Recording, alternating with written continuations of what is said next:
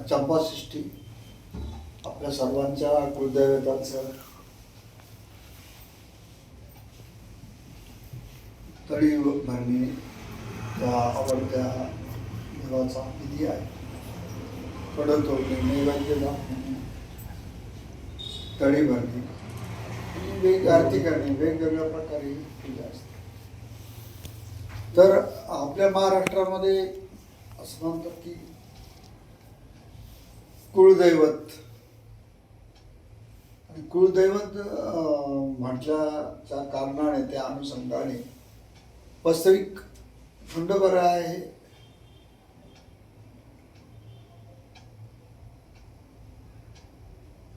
शिवाचे अवतार आहेत. आपण येळकोट जय म्हणले ते येळकोट मध्ये असं वेढा मारलेला 9 आकडा तो शेवटचा आहे. त्याच्यानंतर 0 येतो. खरी वस्तुस्थिती आहे. जगाच्या पडद्यावर आपल्या कुलदैवताने बाणाबाई म्हाळसाई यांच्यासोबत लीला तयार करून फार असं भगवान श्रीकृष्णाने प्रेमापोटी तसे यांनी म्हातारबा झाले, म्हणजे म्हातारे झाले आणि बकऱ्या बनवायला गेले. असा प्रकार करत करत ते पुढे आले. आपण ही पूजा का करतो कुलदैवताची? तर शास्त्र असं सांगतं की भगवान शंकर जर कोपले तर गुरु त्याला शांत करतात.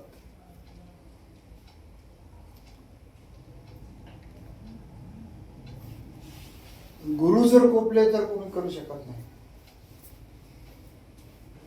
तसं नाहीये ना. वस्तुस्थिती अशी आहे की ज्यावेळी गुरु कोपतात त्यावेळेला आई वडील त्याला आशीर्वाद देऊन आणि गुरूंचा आणि भगवान शंकराचा कोप शांत करू शकतात. आता आपलं कुलदैवत म्हटल्यानंतर किंवा जर पुरुषाच्या शरीरातून जर आपली ती देवता असेल तर ते आपले आत्मदाता आहेत. आईच्या उदरामध्ये जलतत्वातून त्यांनी आपला जो आत्मा आहे तो ओतला आणि त्याच्यामुळे आपल्याला हे शरीर मिळालं. काही जण माता भगवतीला मानतात, काही जण रेणुका मातेला मानतात, काही जण अजून अन्य देवतांना मानतात. एक पुरुष वर्गातला देव, एक स्त्री वर्गातले देव यांना आपण कुळदैवत म्हणतो. होतं कसं, व्यक्ती ज्यावेळेला जन्माला येते त्यावेळेला हे जे चैतन्य आहे विजाचा कडकडाट होतो, आकाशात ढग भरून येतात, त्यांच्या आवाजातून पाण्याचे थेंब पडतात. मग त्या थेंबातून त्या वनस्पतीच्या बीजापर्यंत ते जाऊन पोहोचतं.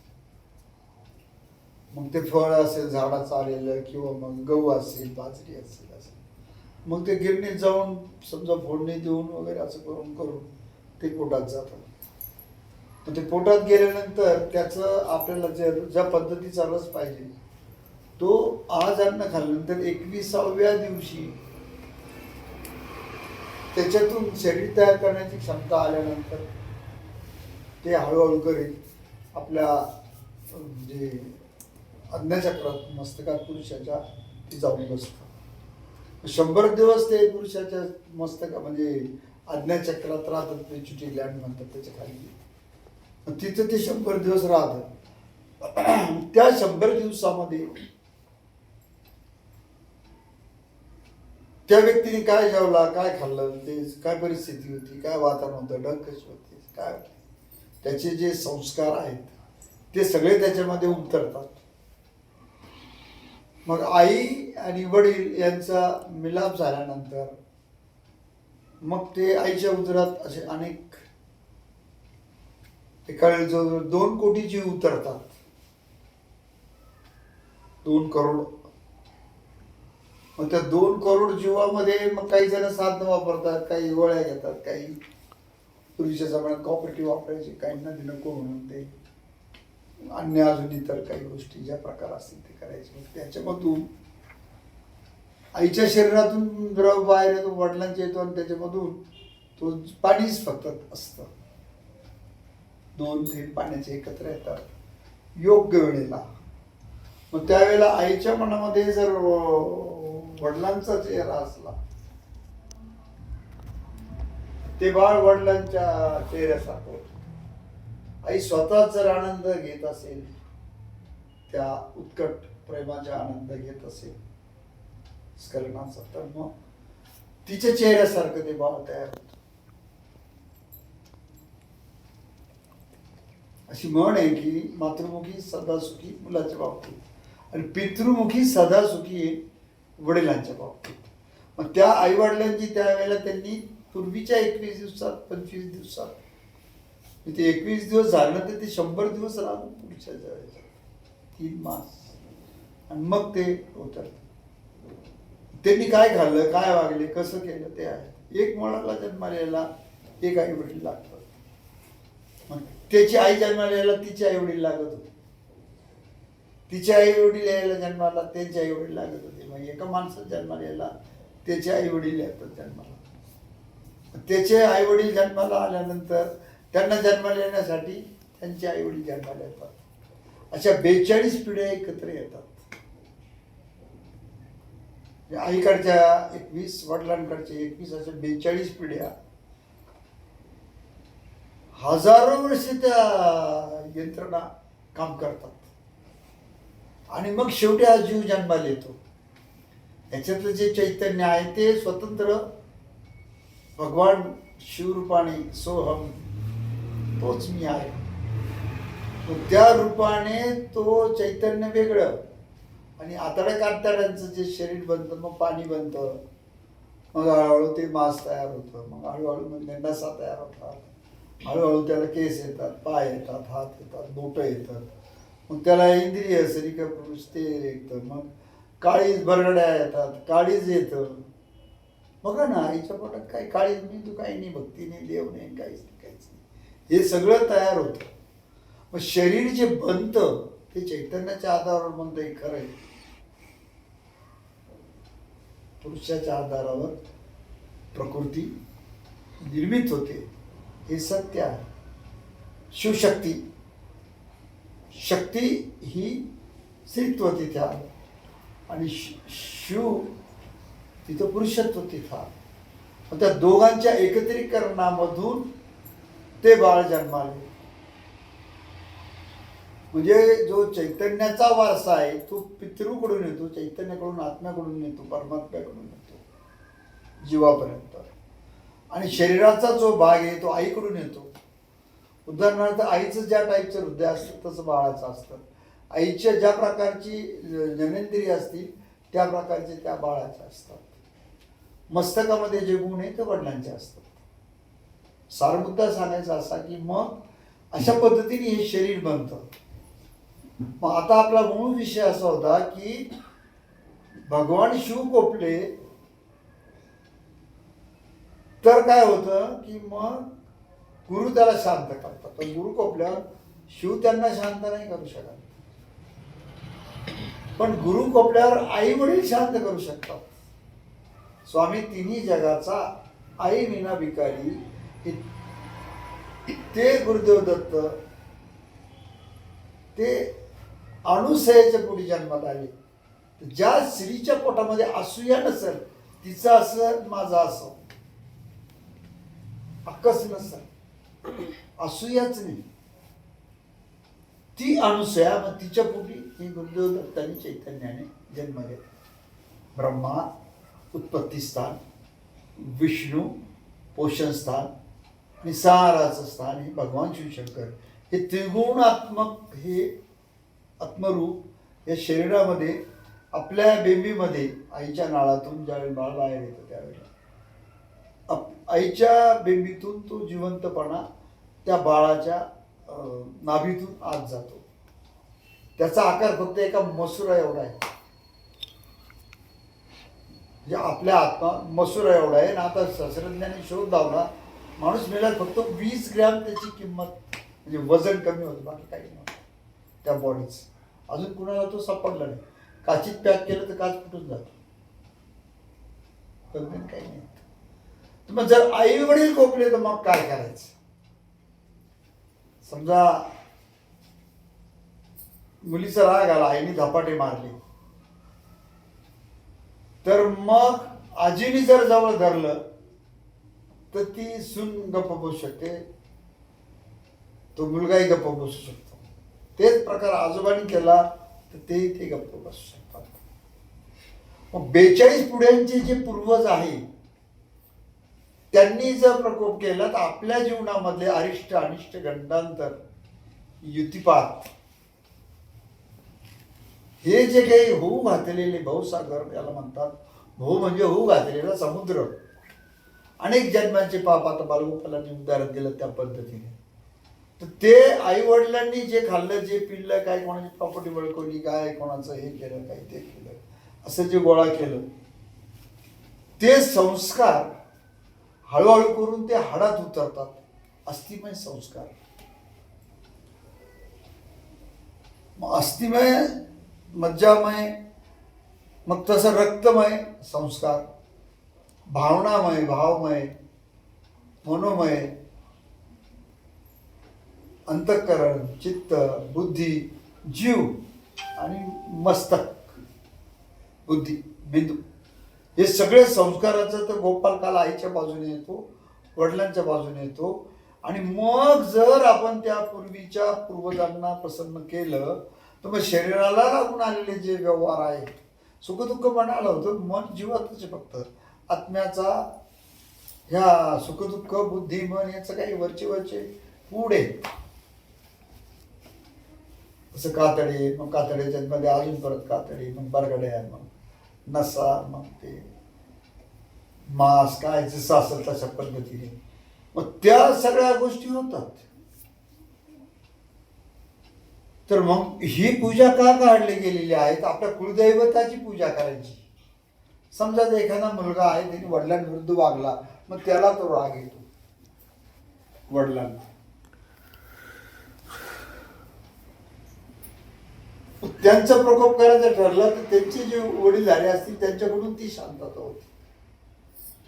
तशा पद्धतीने 21 पिढ्यांपूर्वीची, आपल्या 42 पिढ्यापूर्वीची जे आपलं कुळ आहे त्याची पूजा केल्यानंतर शरीराला लागून आलेले दुःख आहे, संकट आहे, त्रास आहे, वैताग आहे, मानसिक कोंडमारा आहे, गुदमारा आहे, दुःख आहे, हानी आहे, कामा अडकून पडतात, माणूस गुंतून पडतो, नवे संकट जीवनात येतात, बरकत येत नाही, खितपत पडावं लागतं, अकाली मृत्यू होतात, वर्णसंकर होतो, विश्वासघात होतो, बदनामी वाट्याला येते, इच्छा अपूर्ण राहतात.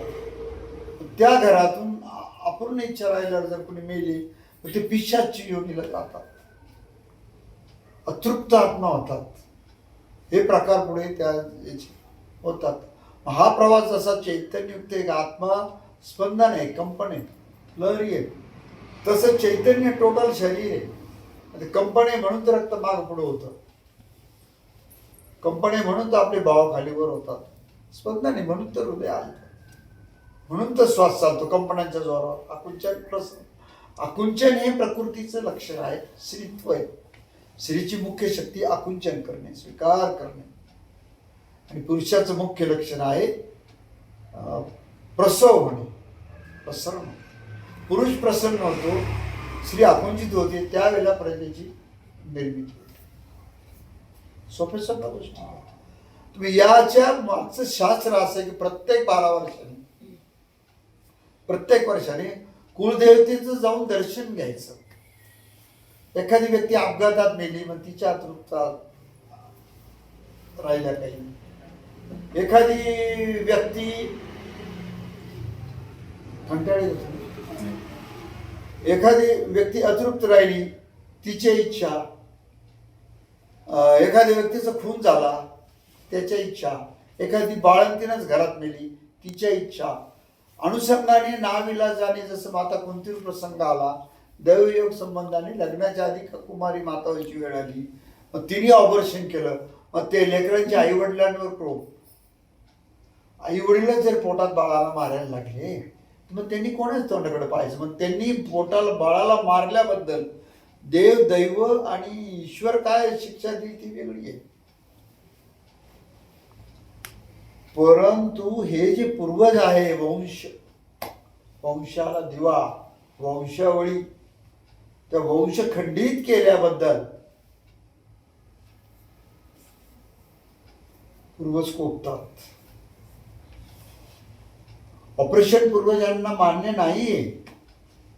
आपल्याला वाटतं आपला एक मुलगा असा ना त्याचा वंश पुढे चालावा, आपल्या घराला दिवा असावा, तसं पूर्वजांची इच्छा आहे, ऑपरेशन करणं नाही. तुम्ही राग धरू नका. लोक बसतात यज्ञाला, लोक बसतात सत्यनारायणाला. सर ऐकताय ना? ज्या पुरुषाने ज्या स्त्रीने ऑपरेशन केलेले त्यांना तो अधिकार संपलेला आहे. शरीर रूपाने, प्रकृती रूपाने, नारायण रूपाने ते सगळं शक्य आहे. त्या सगळ्या शक्ती चैतन्यात येतील. पण ऑपरेशनवाले पूजेला चालत नाही. गावठी भाषेमध्ये ते शंड झाले, ते हिजडे झाले. स्वतःला करून घेतलं, स्वतःचे वंश बंद केले. घरामध्ये 80-85 वर्षाचे वयस्कर आहे आणि त्या घरातल्या तरुणांनी आपल्याला मूल होऊच द्यायचं नाही, आम्ही मूल होऊ देणार नाही. त्यांच्या मनाला ते किती दुःख लागल. मग त्यांची हाय लागते, त्यांची तळतळाट लागते, त्यांची असूया तयार होते, त्यांचा कोंडमारा होतो. मी मेलो तरी चालेल पण माझ्या मागचे उरले पाहिजे, ही संकल्पना पृथ्वीवर आहे. माणूस स्क्रीन संपूर्ण लाईफचा जो आपल्या बच्चांवर, लेकरांवर वापरतो. अंगावर संकट घेऊन कुत्रीवरती गाय जरी धावून आली नवीन व्यालेल्या, तरी ते भोगायला सुरुवात करते, तिची ताकद नसताना सुद्धा. मग हे आईचं आई पण हिरवले जातं. मग जिथं आईचं आई पण हिरवलं गेलं तिथं देव कसा प्रसन्न राहील? आई जन्माला येणं जर बंद केलं तर मग लेकर कशी जन्माला येतील? मग जे काही संस्कार आहे, संस्कृती आहे हिंदू धर्माची, ती पुढे प्रसारित होणार नाही. ऑपरेशनच्या नादी लागून आई वडिलांचे प्रकोर आपण घेतले. ते लेकरं सुद्धा आहे, ते लेकरांची मुली हाय. जरा काही जणांच्या मुली घरी आल्या, नको पाहिजे, तुझी तब्येत बरी नाही, तुझं कंबर दुखतं, पोट जातं, मागं 2 वेळेला तुझं सिझरिंग झालं, ही गोळ्या घे, हे औषध घे, हे इंजेक्शन घे, सध्याचं पाहून घे, करिअर घडव, मग पुढं पाहू. हे खुणी आहेत. उंदराला मारलं पाप कमी, सिंहाला मारलं पाप कमी, गाईला मारलं तरी पाप कमी. पण मानव जन्मामध्ये अभिमाने करोडो वर्षापासून राबून नरजन्म जन्माला घातला आणि त्याची तुम्ही हत्या करत आहात. तुम्ही स्त्री पुरुष आहात, पण तुम्ही हक्काने मी आता मुलगा जन्माला घालतो तो या दिवशी हे अधिकार तुमच्याजवळ नाही. ईश्वरीचा नियतीचा जो कायदा आहे त्याला तुम्ही आडवे येतात. त्याचे पाप आपल्या मनात, म्हणजे त्याचे पाप आपल्या जीवनात उतरतात. आपण का खेपर पडतो, आपल्याला का अस्वस्थता वाटते, आपण का व्यसनात जातो, या सगळ्या गोष्टीला कारण असं आहे. कसाही दुसरं जनावर कापतो, आपण आपल्या पोटचे लेकर कापतो. मग ते जे आहे ते नियतीकडे जातात, परमेश्वराकडे जातात, प्रार्थना करतात, आमचा अपराध काय होता देवा, आम्ही इतक्या युगांपासून आम्हाला शरीर मिळत नव्हतं, आता मिळालं, आणि ज्यांच्या पोटात मिळालं त्यांनी आमचा विश्वासघात केला. आम्ही त्यांची काय नुकसान केली होती? आम्ही नसतं का हसलो, आम्ही नसतं का पुढं पाहिले, आम्ही नसतं का यज्ञ पाहिले? उत्तर नाही त्याला काही. आता घरातल्या मोठ्या माणसाचा एक कायदा, नंतर गल्लीतल्या मोठ्या माणसाचा कायदा, मग समजा तहसीलचा कायदा, प्रांताचा कायदा, कलेक्टरचा कायदा, ते झालं की क वर्ग, ब वर्ग, अ वर्ग कायदा, नंतर जिल्हा कायदा, सेशन कोर्ट, नंतर आपला हायकोर्टाचा कायदा, नंतर सुप्रीम कोर्टाचा कायदा, नंतर नियतीचा कायदा आहे, युनोचा कायदा आहे. युनोचा कायदा म्हणजे सगळ्या देशात मिळून घेतलेला निर्णय, त्याच्यावर आहे नियती, तिचा तो कायदा आहे. त्या कायद्यातून देव आहे, माणूस आहे, पुण्यवान आहे, पापी आहे, राक्षसी हे भेद नाही. ऊन पडलं ते म्हशीला लागल, राजाला लागल, योग्याला लागल, भोग्याला लागल, रोग्याला पण लागेल. पाऊस पडल्यावर तो सगळ्यांवर पडणार. उंदरावर उंदरा एवढा पडेल, डोंगरावर डोंगरा एवढा पडेल. पाऊस विचार करणार नाही का पुण्यवान एक, पापी आहे का, डोंगर आहे का, टप्पे आहे का, काहीच भेदभाव नाही प्रकृती. तर सांगण्याचा माझा मुद्दा असा आहे, हे जेवढे काही न कळत केले गेलेले पाप आहेत, जाणून बुजून केलेले पाप आहे. आता परत पुढची गोष्ट आहे का, शरीराचे भोग भोगण्याच्या नादाने जे करोडो जंतू किंवा जीव आपल्या शरीरातून बाहेर पडतात, ते असेच गटारी तिकडे तिकडे किंवा वाळून मारतात. त्यांची हाय दिल की हाय तो लॉन्ग. मंदिर तोड़ो, मस्जिद तोड़ो, मगर किसी का दिल मत तोड़ो. दिल खुदा का दिल दिल है, दिल खुदा का घर है, लेकिन दिल है तो दर्द है, दर्द है तो दिल है, दिल है और दर्द है तो फिर दिलदार भी तो है. भगवंताने आणायशाय तुम्हाला इथं पाठवलं. सोनं कुठे सापडतं, चांदी कुठे सापडते, माणिक कुठे सापडतात, मोती कुठे सापडतात, याच पृथ्वीवर, या सिंहासनावर सोन्या माणिक त्याच्यावर मानव जन्माला अभिमापासून तर माणसापर्यंत आणून नरदेहामध्ये, की जो नराचा नारायण होऊ शकतो, नारीची श्री लक्ष्मी होऊ शकते, ते असे हजारो हजारो करोडो करोडो जीवांना मारून टाकतात वासनेच्या वेगाने. नको नको म्हणा गुंतू माया झाली, इंद्रा पडले भग चंद्रा लागला वासनेच्या नादाने.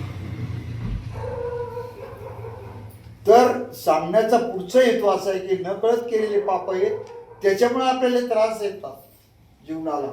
आणि पुढं आता आहे का, याच्यातून बाहेर सुटण्यासाठी हिंदू म्हणजे काय, दुई रहित ते हिंदू. तिथं दुई नाहीच, मितूपणाची झाली बरोबर. या संस्कृतीतून आलेला हा आपला धर्म. मग जर आपण एखाद्याने वर्णसंकर केला, दुसऱ्या समाजाची मुलगी केली, दुसऱ्या समाजाचा मुलगा केला, जगता येते, त्यांना मुलं होत आहे, पण त्यांच्या पूर्वजांचा जर कोप असला तर तो कोण निवारण करील? आई बापाचा आजोबा आजी पंजे करता करता मग ते कुळदेवता निवारण करते. शरीराला लागून जीवा, नीट ऐका, शरीराला लागून जीवाला लागून जेवढे दुःख आलेले आहे हे फक्त फक्त फक्त आणि आपल्या स्वतःच्या कर्माचे फळ आहे. कर्म किए जा फल की चिंता मत करे रे इंसान, जैसे कर्म करेगा वैसे फल देगा भगवान. त्याच्यामध्ये परत अजून नवीन एक खोट आहे. एखाद्या माणसाने सुरवी घेऊन जर एखाद्याच्या बरगड्या फाडल्या शिरल्या तर त्याला खून केले म्हणून फाशी होईल, त्याला जेल होईल. परंतु ते जर एखादा हार्टचा डॉक्टरने त्याच बरगड्या फाडल्या तर त्याला लोक पैसे देऊन त्याच्या पाया पडतील. त्याने बरगड्या फाडल्या, याने बरगड्या फाडल्या, त्याने पण शस्त्राने शरीर फाडलं, याने शस्त्राने फाडू पाहिजे. तर सांगण्याचा महत्वाचा हेतू असा आहे की आपण कोणतंही कर्म करतो त्याचं फळ मिळतं, परंतु त्यात नियत काय होती. आपला मूळ विषय काय होता की नियतीचा कायदा आहे, ती नियत कुणालाही सोडत नाही. माझे गुरु ज्यावेळेला शरीरधारी होते मी तेव्हा विचारलं होतं की स्वामीजी सबसे क्रूर कौन है? सांप है, बिच्छू है, शेर है, कौन है? तो बोले नियती सबसे क्रूर है. म्हणून देवाधिकाला ती माफ नाही करत. तुम्ही विचार तर करा. धर्माची स्थापना करण्याकरता आलेला भगवान श्रीकृष्णाला आई वडील तर जेलमध्ये होते, बहीण भाऊ तर जागीच मेले, परत कुळाच्या नाशाचा शाप मिळाला. धर्म काय होता? अत्याचारी माणसाचा नाश करतो, त्याची दुष्कृत्य थांबव आणि साधू नाम परित्राणाय. जे सज्जन आहे आणि जे आपले विकार धुवायला निघालेले आहे त्यांना तू तारणहार हो, त्यांना संरक्षण कर, त्यांना जवळ जा. विनाशायच दुष्कृत संभवामी युगाने उभे जन्म घेतो, अवतार कार्य करतो, एवढे संकट अंगावर घेतो. का घेतो? की जे अत्याचाराकडे चाललेले आहे त्यांची अत्याचाराची वृत्ती संपली पाहिजे, त्याचा विनाश झाला पाहिजे, किंवा वेळी प्रसंगी त्यांचे शरीर संपले पाहिजे. मुद्दा तुमच्या लक्षात आला? आणि साधूनाम परित्राण, जे 6 विकार स्वतःला धुवायला निघालेला आहे ते आपण हे करायला निघाले. पण आत्ताच्या कलियुगातल्या आहारामध्ये कामवा तुराणाम न भयम न लज्जा. मनात काम आला, मनात वासना आली, मनात इच्छा आली, दृढ संकल्प तयार व्हायला लागला, आणि त्यात जर आतुरता वाढली, त्यात जर घाई वाढली, त्याला भीती पण वाटत नाही आणि त्याला लाज पण वाटत नाही. इतकं सूक्ष्म जर विचार केला तर आपल्या शरीरामधून बाळ उत्पत्तीसाठी रसाच्या किती पहिले रस बनतात. अन्न खाल्ल्यावर रस होईल, मग रक्त होईल, मग ते बाकीच करत करत करत 7वा रस वीर्य किंवा रजस्वाला आहे, 8वा ओज. ओज म्हणजे तेज, प्रकाश. तिथपर्यंत व्यक्ती पोहोचतच नाही. मग प्रत्येक संबंधातून जे करोडो जीव मरतात, ज्यांना आपण शुक्र जंतू म्हणतो, त्याचं पाप कोणाच्या माथ्यावर आहे? याच्या आवेगामध्ये हा ते भोग घेतो, ते परिणाम येतात. हे सगळ्या पापाचं क्षरण न होण्यासाठी संसारी माणसांनी किंवा संन्याशांनी सुद्धा ते ऋण फेडले पाहिजे.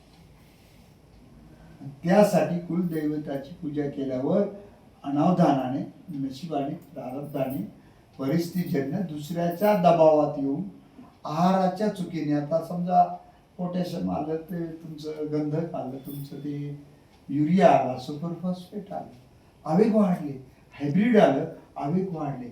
आवेगाच्या भरामध्ये शरीरातून ज्या निर्मिती करता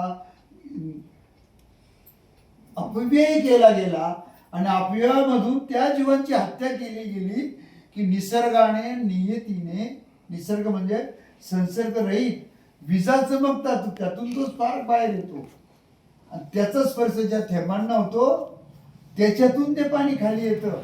किती थेंब येतात काही समुद्र असल्यावर, त्याच्यातून एखाद्या थेंबातून करोडो करोडो जीव बाहेर येतात, त्याची आपण हत्या करतो किंवा त्यांना मारतो.